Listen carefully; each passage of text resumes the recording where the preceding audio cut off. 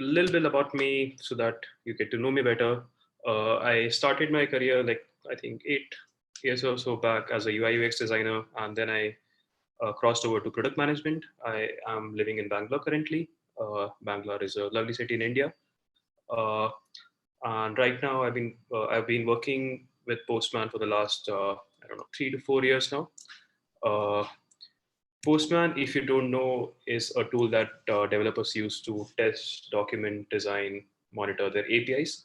Uh, I particularly manage two aspects of Postman, which is the collaboration platform, which enables everyone to work on their APIs together. And the second thing is a newly launched feature slash product, which we call the API platform, which helps you manage your whole API lifecycle.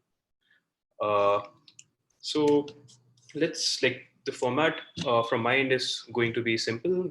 I'm just going to talk about OKRs for I don't know 15 minutes or so. Haven't timed myself, and then we're going to have an open discussion where I hope to answer your questions, maybe go over some of the experiences that you had with OKRs or with other systems, etc. Right. So before we start, like, before we get into it, I just wanted to give you some background of my experience with OKRs. I joined Postman 3 to 4 years back, and back then we were a group of, I don't know, 15, 20 people. Most of us were developers. And at that point and since, we have been growing continuously in terms of team size, in terms of revenue, in terms of usage of the product and users of the product. And as we grow, we've been seeing more and more variety in our teams. So we have like I don't know 30 different types of functions at this point in our company. Uh, People working across 5 continents, and we've seen that with teams that are this big and this spread apart, there can be a lot of uncertainty about what's happening, what are you supposed to work on, what other people are doing, and a general lack of direction, right? So that's why we adopted this framework around 2 years back, and so far we have been seeing a lot of great results, and that's why I am speaking to you about this topic. uh, Most of my experience comes with OKRs comes from this particular bit with Postman, and again, this is very limited exposure to OKRs that I have. That's why I would like to get all of your thoughts about this as well. So, what are OKRs? Simply put, OKRs are a framework that companies adopt so that they can do a company-wide goal setting, company-wide goal setting for everyone in the company and what they are working towards. Right. Uh, right now, on this date, most companies, or at least most successful companies, use OKRs. Google famously has been following this framework for I don't know quite some time, like when they were very small as a company. This has been adopted by most other big companies, including Twitter, LinkedIn, Airbnb. It's not only limited to online and software companies. Even companies like Walmart have adopted OKRs to manage their goals throughout their organization, which is a lot of which is offline, right? So let's just look at the basic structure of OKRs. OKRs say I will achieve this objective as measured by this key result, right? This is the simplest definition of OKRs, uh, and this was proposed by John Doerr, who's been advising a lot of different companies, lot of big companies, including Google, how this particular framework works. Now let's look at both these pieces in this puzzle, right? The first thing is objective. So objectives is where you make that we as a company and as an organization are trying to achieve this particular goal. Now, how this goal is different from other ways of thinking about objectives is this goal and this objective needs to be memorable, right? Therefore, it needs to be short. This should be qualitative. This is not quantitative. This is not where you put in numbers, uh, right? This needs to be inspirational. This needs to align and inspire every one of your team members so that they can do their best. and this needs to be challenging. This just should not be something that you can achieve very easily, right? So let's look at what are some good objectives or some bad objectives. For example, if you say that as an objective you want to add features X and Y to the product that a lot of customers have been asking for, that is a bad objective to have, right? Uh, because it's not memorable. People all throughout your organization not going to remember what these two features are. It's not qualitative; it's pretty quantitative.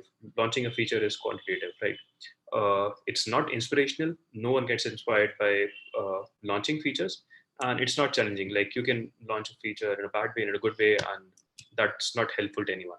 Instead, your objective should be something like you want to change the grocery shopping experience for your customers forever, right? If you were a grocery shopping app, so that's what you that's how you set objectives. Now let's look at key results. So the important bit about key results are key results help you measure whether you're achieving your objectives or not. For that, the first bit is key results need to be measurable.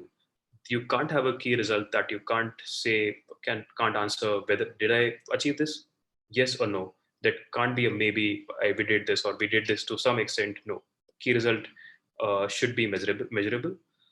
You can't have too many key results. So the reason this is a like you can have multiple key results for the same objective, because any objective needs to be measured by different angles. Otherwise, it's very single minded. But you can't have too many of key results because otherwise it loses focus. The key results needs to reflect the objective. It can't be misaligned from the objective. You can't uh, have a key result that everyone does not agree that reflects the objectives or not. And a key result needs to be sustainable. Now I'll come to this sustainable bit in a while. So let's look at what are key results for the objectives that we had before. So let's say your objective was you want to change the grocery shopping experience for your customers forever, right? So what are some of the things that you can do that will tell that you have achieved this, right?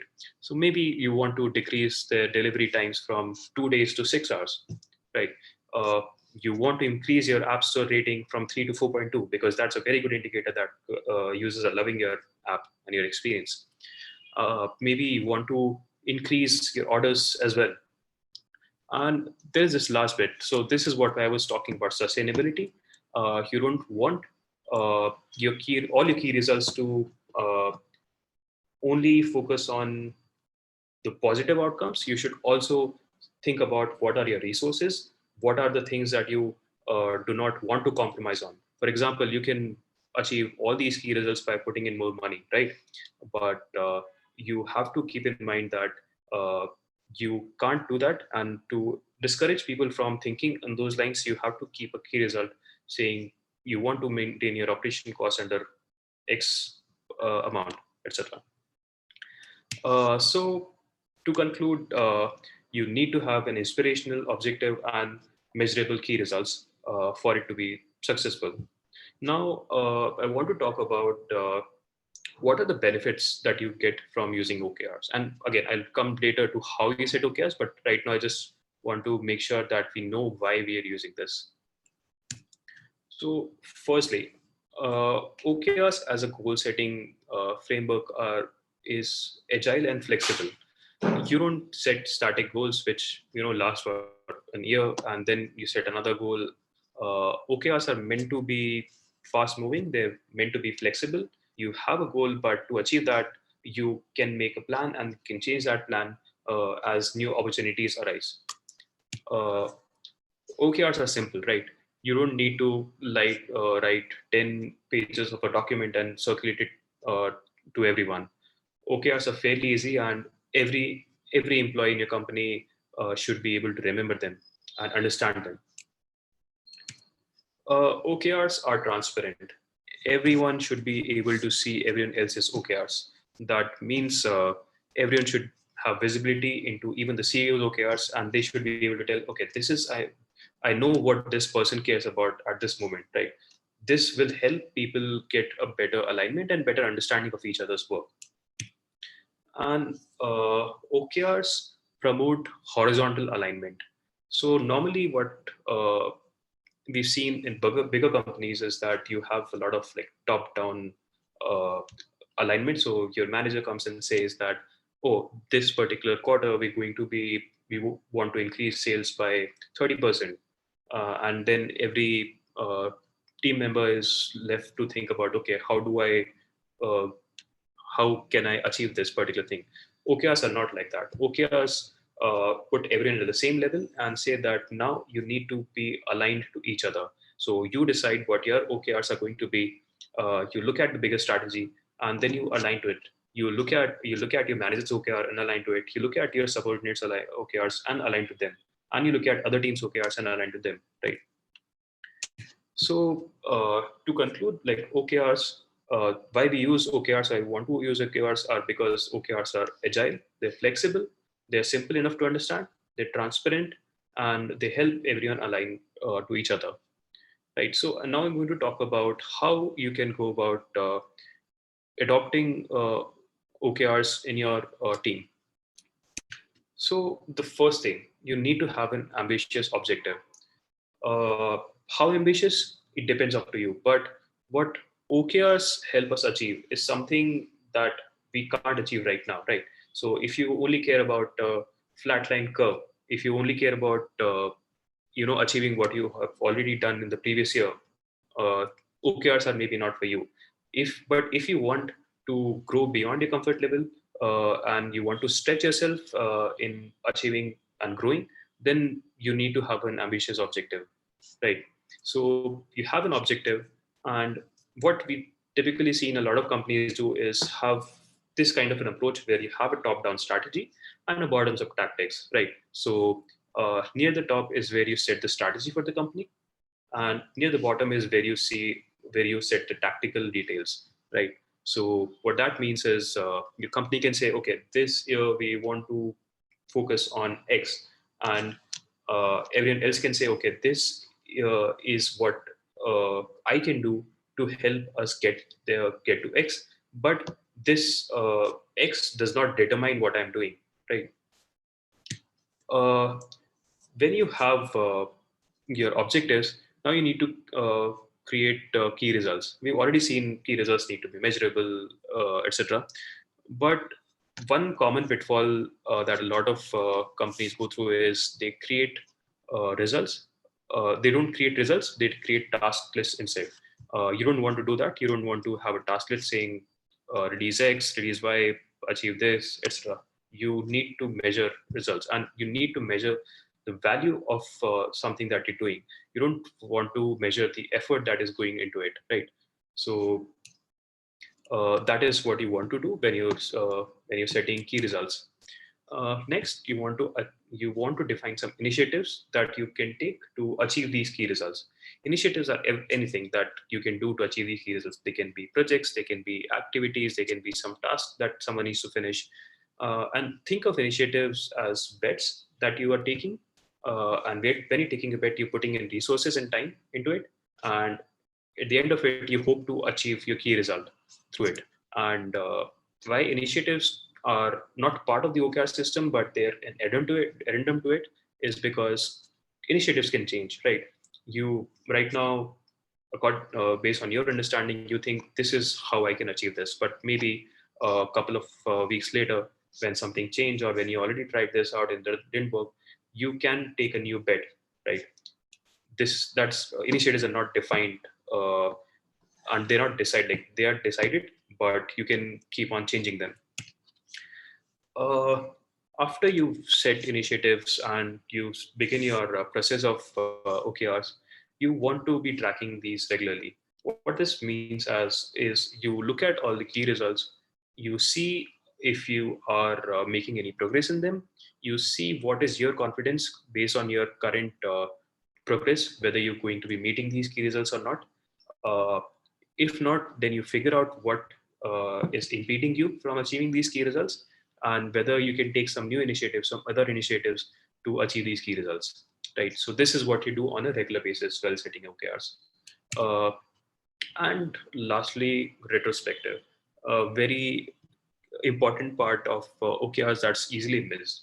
So typically OKRs in a lot of companies are set at the yearly level, but you do break it down into quarterly OKRs, and at the end of each quarter you have a retrospective where you think about what went well, what didn't go well, what you should be doing in the next quarter to better achieve the company objective for the year, right?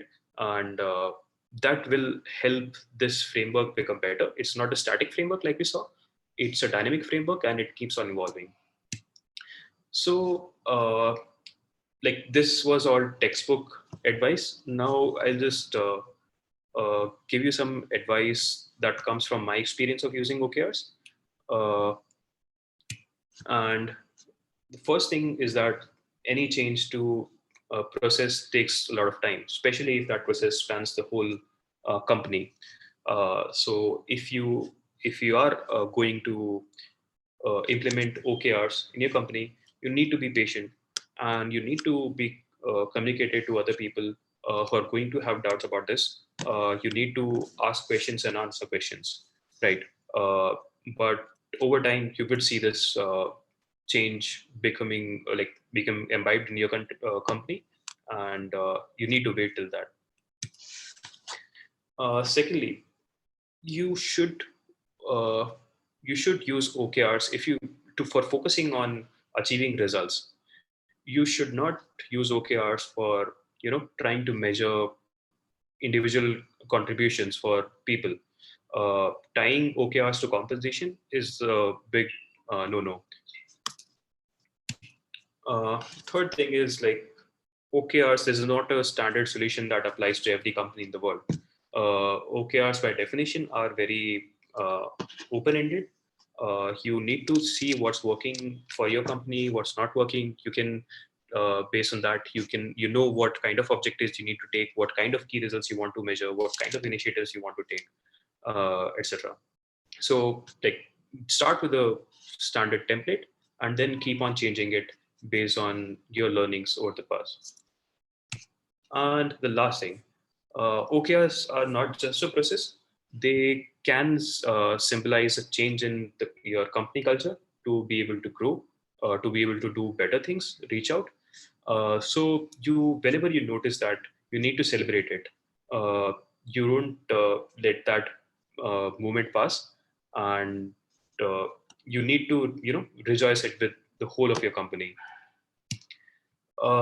Again, this is a very personal bit, but personally, what I've seen benefit me is using personal OKRs. Uh, I This was way back last year when I was still trying to wrap my head around why OKRs are important and how they can actually benefit a system. And I decided to try setting personal OKRs for myself, not for my professional life, but for my personal life. And that's how I actually started understanding this process better, because at a personal level, I can iterate much faster, and that has helped my understanding of the process a lot. So I think that's the end of what I wanted to talk about in general. But I wanted to understand what you guys are thinking, where you guys are coming from. If you have any questions to what I just said, maybe have some learnings, some experiences to share about OKRs, about some other system that you're following right now. And maybe we can just go over some of the uh, problems or doubts that you're facing in your current work and just brainstorm over that. So Mm-hmm. with that, I'll stop sharing my screen. Thank you. Yes, we have some questions, but first of all, can I ask you about your experience in implementation of OKR? Because OKR, as you said, it's not a framework, it's, let's say, mindset. And could you please share with us how was it for your company, for you? Because you should somehow communicate with everyone and you should together decide that, yes, we are going through this way. So could you please share it? Yeah. So again, like any thing that changes your core belief, this process was not easy. It definitely took up some time, and I won't even say we're at that stage where we've adopted this perfectly. But we like initially we saw very less results with the OKRs and a lot of friction. But slowly over time, the general consensus about this thing, this process or this framework was that yes, this is helping us do our work better, and this is making our jobs easier, and as well as giving us results. And everyone wants to see the outcome of their work, right? So that has happened, but it has been slow. It has not been a like overnight thing. Okay, so let's go through questions we have in chat and in Q&A section. So how are results in OKRs different from metrics we analyze while measuring success of a particular feature? So the measurement part is like very simple. You like there's no special trick to measuring OKRs, but the idea behind OKRs is to determine what you're going to be working on, determine what that feature is going to be, and before you even start defining or start measuring that the impact of that feature, you want to determine what the successes of this feature is going to look like, and that's going to help you ensure that you're picking up the best feature, so to speak. Okay, thank you. How do you make sure OKRs of everyone are aligned with the company goals when you give so much more of freedom of choice for everyone? So this is not a science. This is an art. It can be difficult initially for everyone to agree to same set of things they want to be doing. But like what we've noticed, what we've experienced is after a couple of cycles of going through this, people tend to understand each other better, and that's how they get consensus. So it's like I don't have a magic solution to making this happen, but generally this happens over time, and this happens when people are able to see that working with other people makes their work easier and better. Yeah. Okay, and how to build good OKRs? How to? How to build good OKRs? It's again good OKRs. So there are already discussed certain qualities that good OKRs have, but the system is very subjective. So what might work as a good OKR for my company and the culture that we have might not work for you. So again, the final outcome of the OKR is if whether you are achieving what you want to achieve or not, right? If that system doesn't work, then maybe you want to take the system a bit, and maybe you want to change how you use OKRs. So that's why you have retrospectives, and it's an iterative process again. Okay. What are some of the digital platforms to manage OKRs? Personally, I have only used Lattice. Lattice HQ, I think that's the name of the product, to manage OKRs for our entire company. But I'm pretty sure there might be other platforms. And for a start, like if you're just starting, if you have a small team, you don't need to look into digital platforms. You can just maintain all of this in some documents. Okay. So it could be any internal documentation. I mean, like SharePoint. It's not exactly a platform, specific platform for OKRs. It could be a platform where you share your documents. I don't know, SharePoint. It can be like there are people who just write the OK down in a piece of paper and stick it at the desk. So whatever works for you. Absolutely. Okay. Sorry, joined a little late. Can someone explain OKRs very briefly? So OKRs help you basically define goals for your team, for the whole of your team, and they are based on two things: objectives, which says this is what you want to achieve, which are more qualitative in nature, more challenging, and more inspirational, and then you have key results, key results help you define whether you're successful at these objectives or not. And key results need to be measurable, and you have multiple key results, and then you basically take initiatives to achieve these key results, and by achieving these key results, you achieve the objective that you set out for. Okay. Why do you not use OKR for performance appraisals? Appraisals. So that's a very good question. OKRs. So one of the key traits that we talked about is OKRs need to be ambitious, uh, and uh, you should stretch out to reach that particular goal, right? Otherwise, it's not a good goal to have. Uh, what we've seen historically with appraisals is you people who want more appraisals tend to have lesser uh, reaching goal, so that they can achieve that goal comfortably and hence get the appraisal. So if you tie that in with very objective and hard motives like appraisals, it might not work out. It might actually backfire. What you want to do is you want to improve your culture and not tie in people's salaries with it, at least for a start. Like, I don't know, I haven't seen any good example of or any good reason of tying it with the appraisals. Okay. How setting qualitative OKR when two different mindset people work when they are culturally different, manager and subordinate. Leader focus on improvement, manager who do bossy things try to pacify her boss by fix. Just give me a minute. Yeah. It's all about different mindsets between two or more people. Yeah. So I won't say OKRs can fix this problem directly. Like, if you have people working with a very big cultural difference, and you have a manager who's more bossy, and you have a subordinate who's just trying to fix things and please his boss. Uh, like, again, OKRs is not a magical solution. It won't solve that particular problem. But OKRs can help you realize these differences when both of you are setting OKRs for yourselves and what you think you can do to impact the outcome of the company.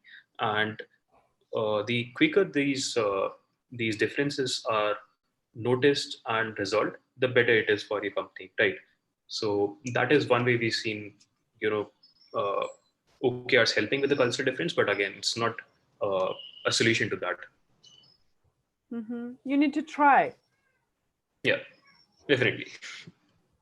Let's say the objective is that the customers trust our platform. How would you define some key particular results for the same?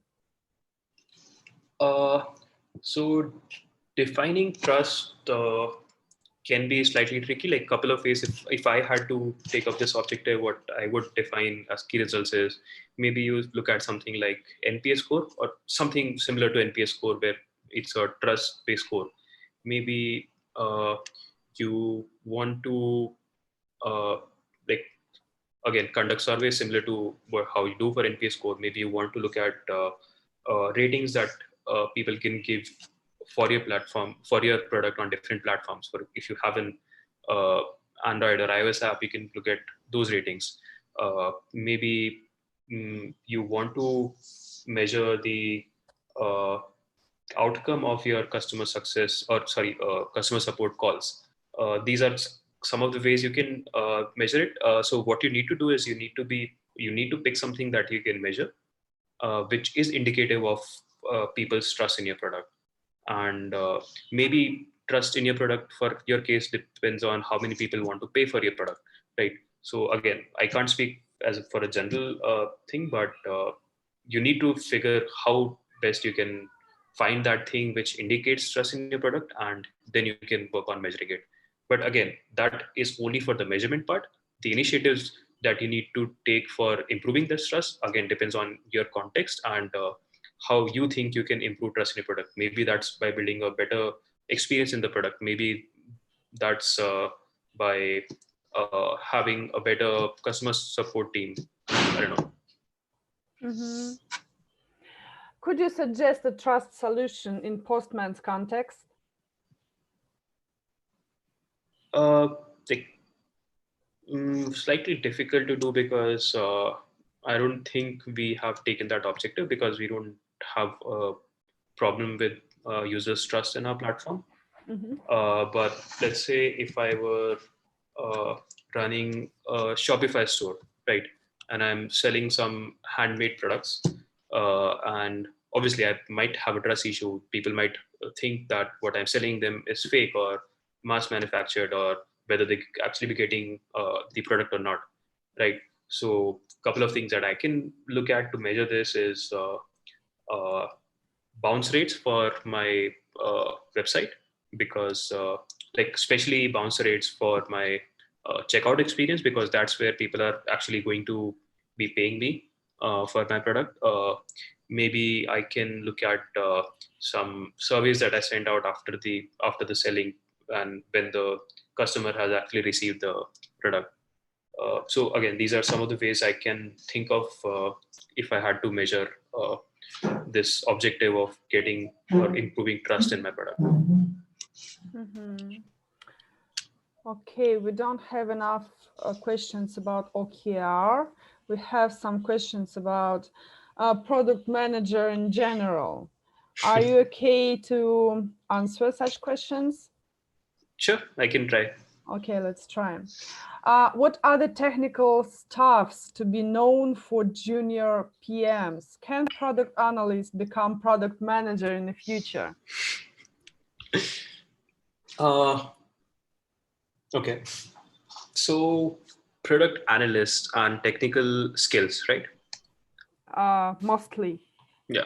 So, a couple of technical skills that you need to have, and I'm speaking from my experience. I was not a product manager Yeah. or even a technical person. I was a designer.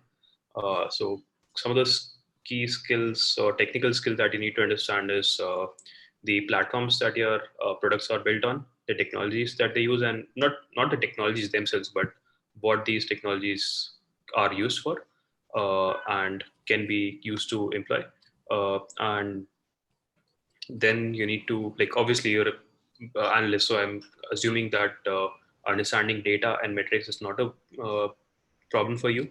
uh, Apart from that, you can, from a purely technical perspective, you need to be able to work with different kinds of functions, especially technical functions. So you have backend developers, front-end developers, quality engineers, security engineers, QA, etc.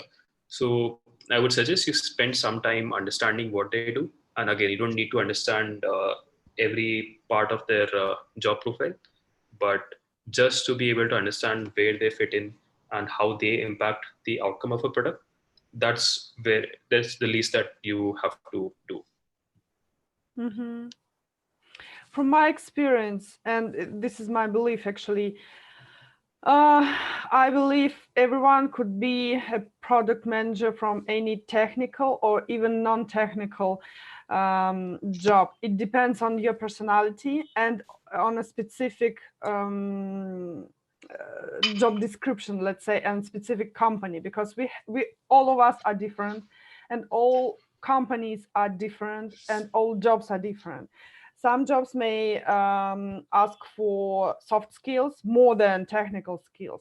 Some may want to see more design in the background, or I don't know, networking. It depends on a lot of things. Yeah, So everything is possible. This yeah, is my belief. So yeah, you need to try, and you need to understand, what do you want?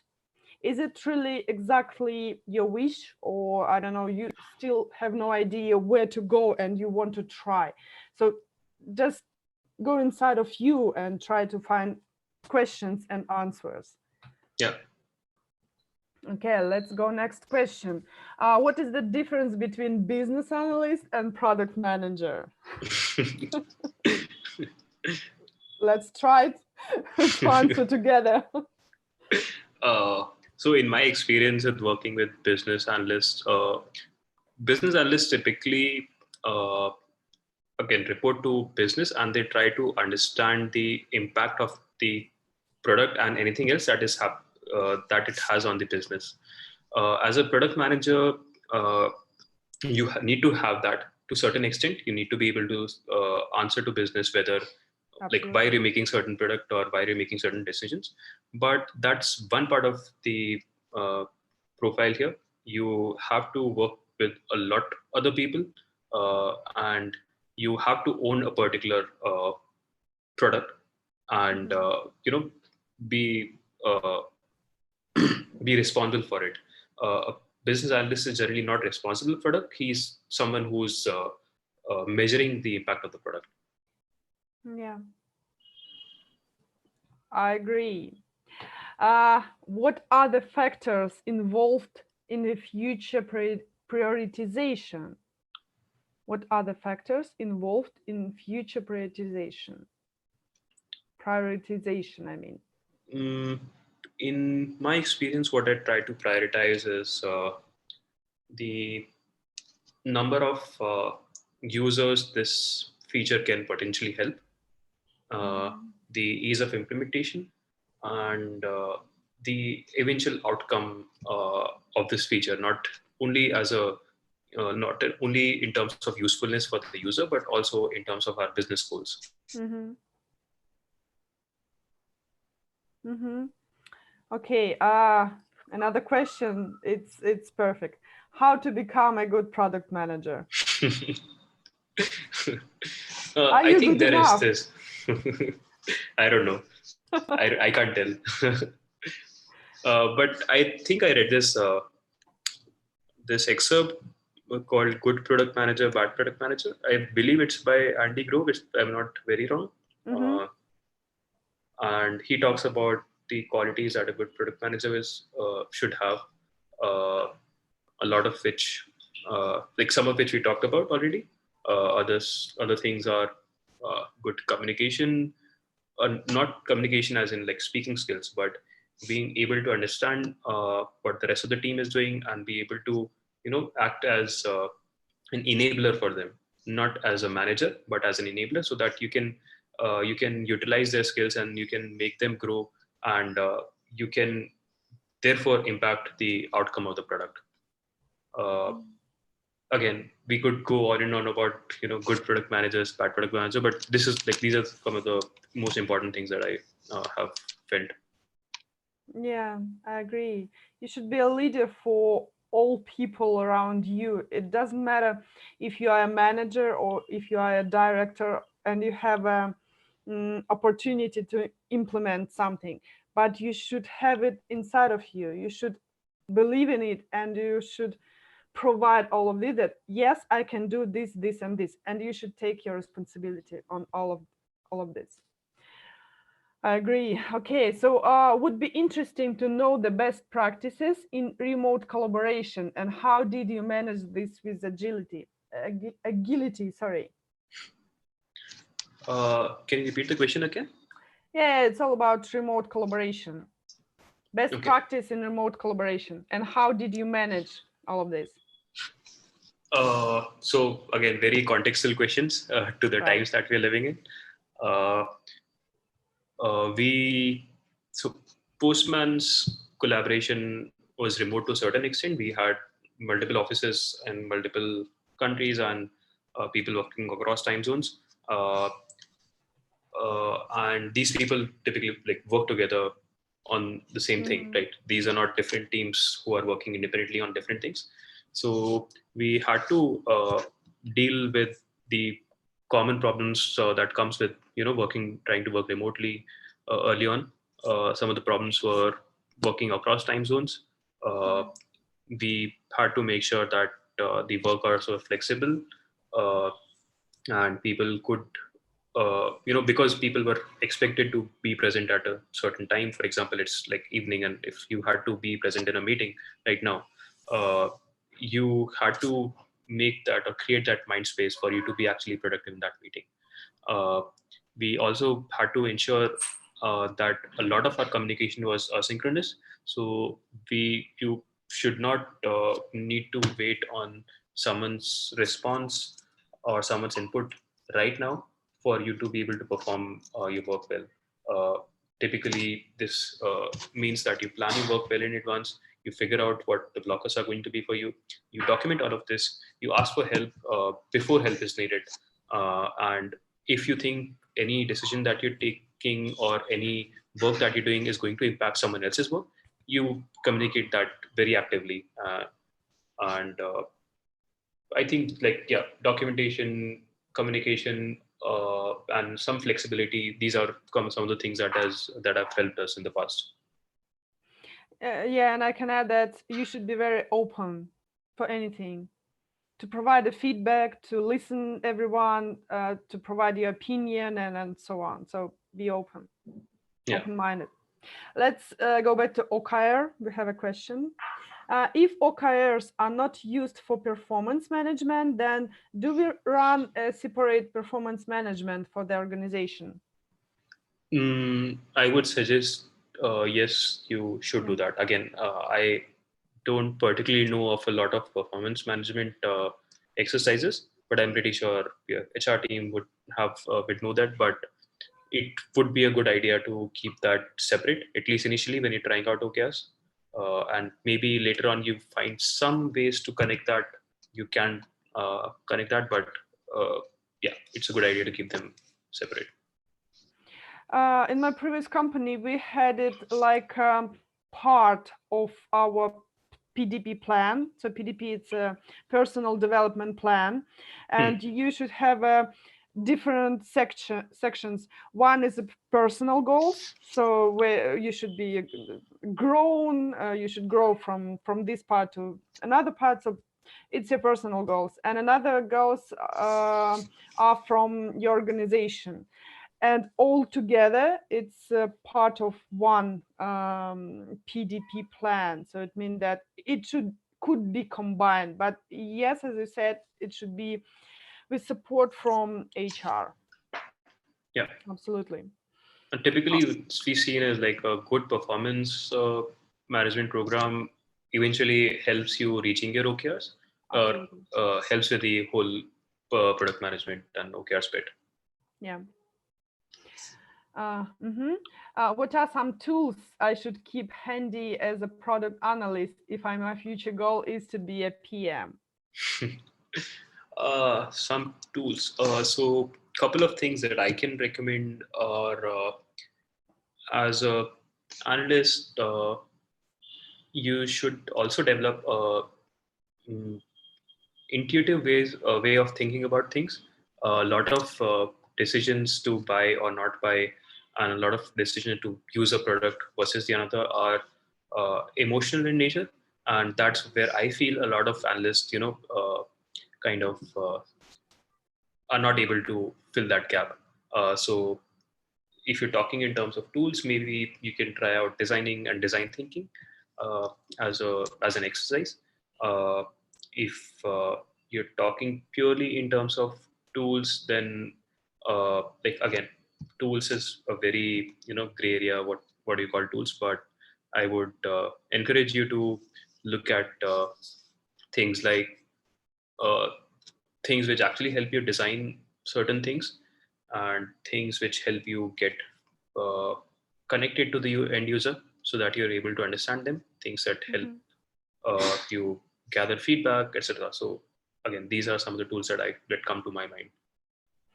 Yeah, and don't forget about a remote education like Coursera, or what do we have else? ADX and so on. So just to read something new and to understand, is it really something you want to go through, or maybe not? What other items apart from books are on the shelf behind you? What's there? A lot of these are not books; these are board games. Okay, sounds wonderful to me. I like it. Okay.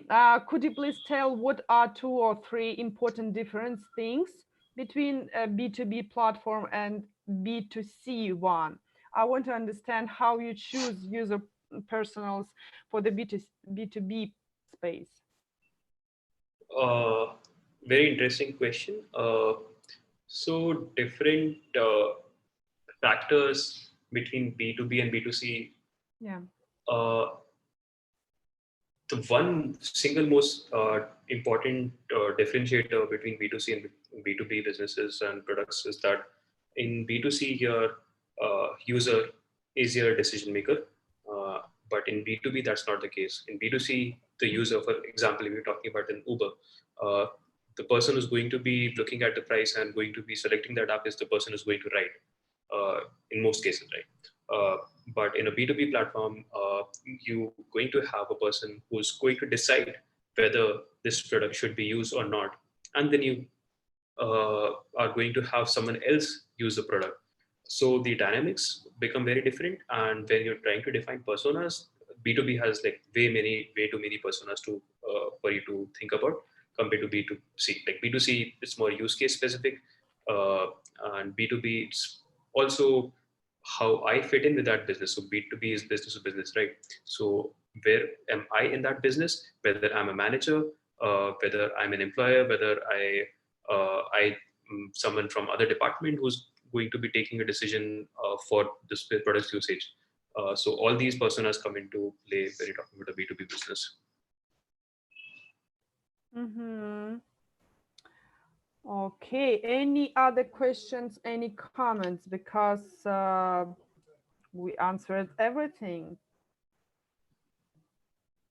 Any more questions, any comments, and maybe some experience? Yeah, experience. Yeah, any past experience with OKRs, any negative experience with OKRs?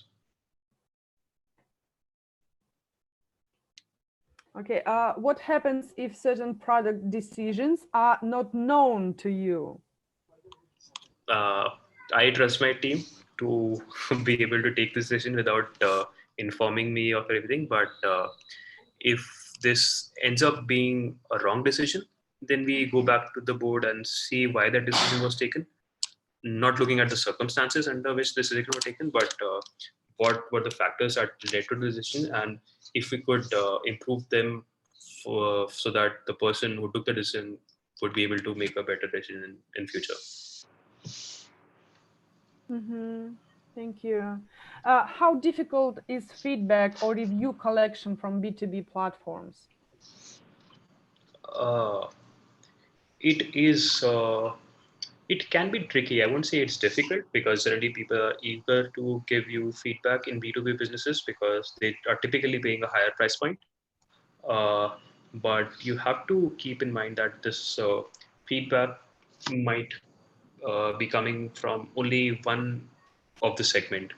Maybe this feedback is coming from a manager who's using your tool, and this feedback is about how he's not able to manage his team better, or what can you develop. But this feedback might not be coming from the people who are actually using a tool to do some work, right? So you have to be careful when you're talking to users, when you're taking reviews of your product, maybe you're taking feature requests, because you have to keep in mind who are you talking to and who else is there in the story.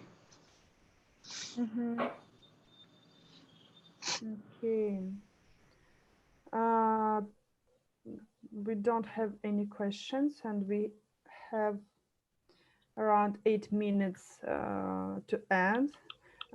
Do we have any more questions, comments, or experience about OKR, or does anyone wants to share anything with all of us?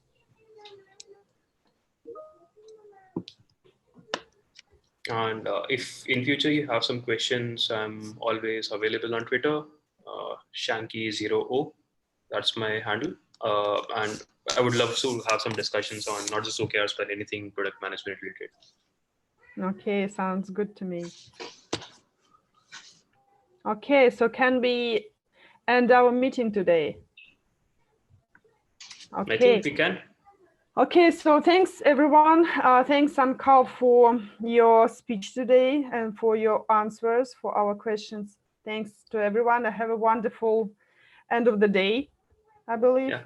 Yeah. Thanks guys for sticking around. See you next time. time. It was lovely talking to you. Bye-bye. Yeah, bye-bye. Thanks, Dacia. Thank you, bye.